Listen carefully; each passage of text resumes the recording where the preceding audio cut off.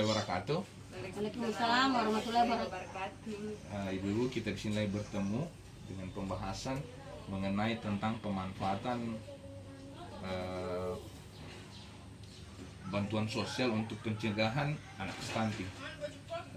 Mau ditanya lu ibu-ibu, tahu stunting? Tahu stunting? Belum tahu stunting? Belum pernah dikasih tahu. Baru didengar. Baru didengar. Oke, stunting itu anak-anak yang bisa dibilang kurang gizi atau anak-anak yang tinggi badan tidak sesuai dengan umurnya. Ada dia tinggi badannya itu tidak sesuai. Perutnya besar juga. Ya, kadang juga begitu. Ya, begitu. Gizi buruk. Ya, betul. Lain gizi buruk, lain stunting.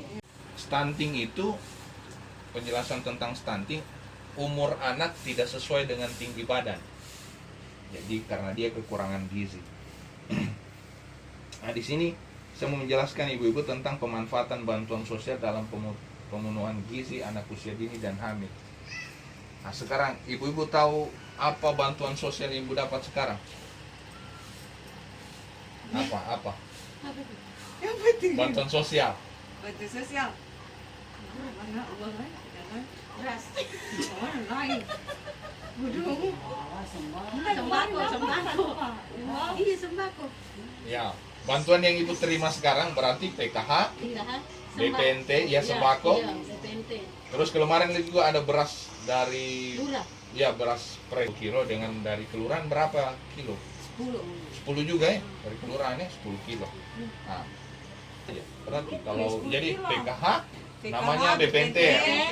Baru Yang dari kelurahan. Dari kelurahan. kelurahan yang 10 kilo ya, 10 kilo. Jadi ibu-ibu bantuan itu dibawa ke rumah, dijual ulang atau dimasak? Dimasak.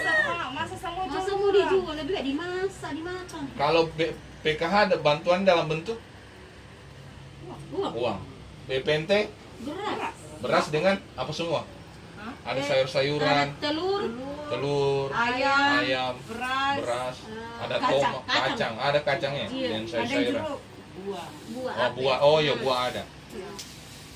Jadi di sini Bu saya menjelaskan tentang bantuan sosial dan pemanfaatan untuk ibu hamil dan anak balita.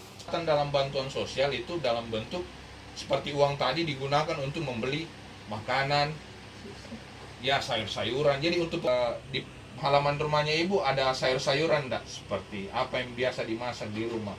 Saya kok ada kelor. Kelor, Kelor ada di rumah. umbi-umbian nih, ubi. Karena kita tahu. Ya kayak daun ubi juga bisa ya. Ada di Yang penting halaman. Iya halaman ya Bu ya. Iya. Nah itu juga mungkin bisa dimanfaatkan untuk pemenuhan gizi. Jadi seperti kelor itu beberapa jenis gizi yang ada di dalamnya. Pokoknya yang sayur-sayur.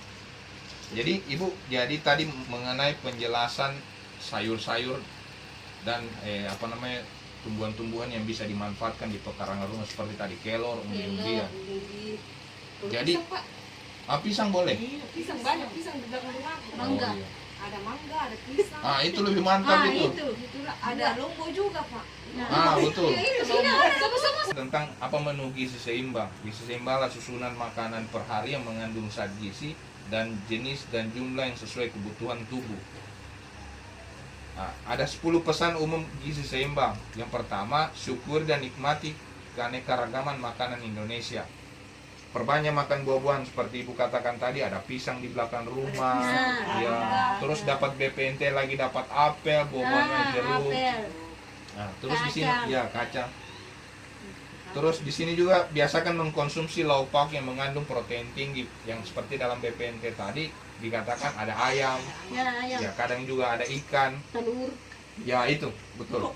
Telur juga ada proteinnya, karena pengganti. Jadi terus di sini lagi biasakan ragam makanan pokok. Seperti tadi itu ya, beras, jagung, singkong, ya. Makanan pokok.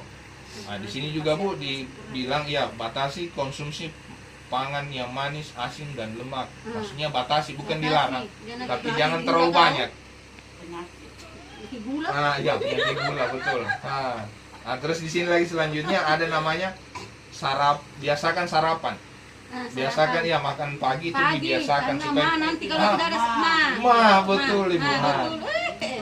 Ya. Dan kedua juga ada pola sehat satu Bu. Biasakan minum air putih. Air putih supaya tulang belakang tidak sakit. Betul.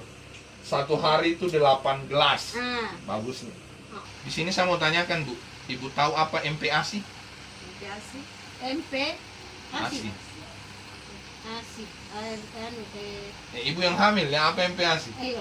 Makan Ini makanan pendamping ASI. ASI. Jadi di mana anak-anak itu menyusui itu tidak cukup. Ketika anak umur berapa ya kalau MPASI diberikan?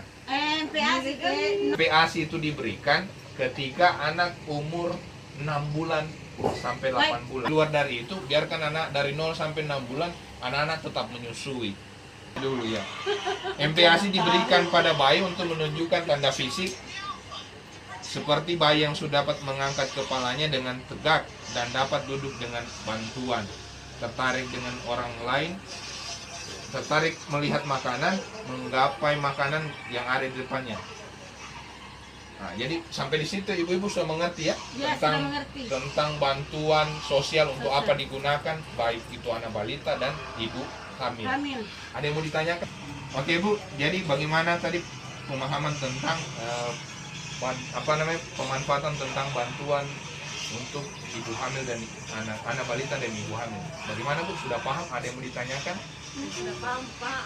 Oh ya, oke. Berarti mungkin sampai di situ saja pertemuan kita. Saya akhiri wabil taufiq wal hidayah. Assalamualaikum warahmatullahi wabarakatuh.